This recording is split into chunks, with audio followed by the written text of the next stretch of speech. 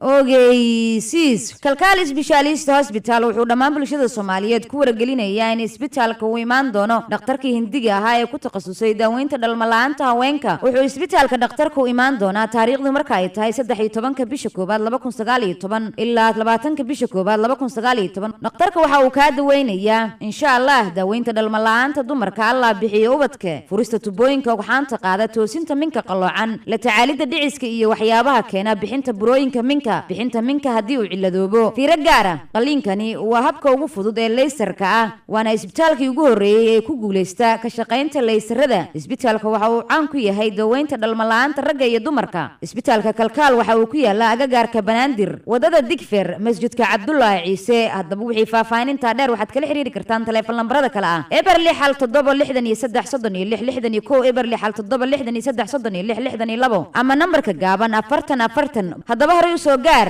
kalkaal specialist hospital